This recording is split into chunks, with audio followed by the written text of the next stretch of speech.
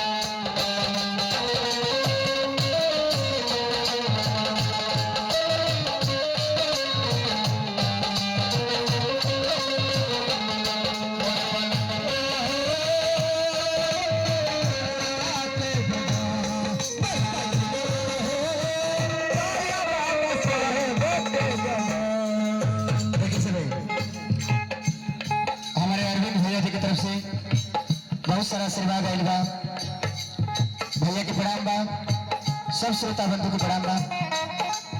कहता नहीं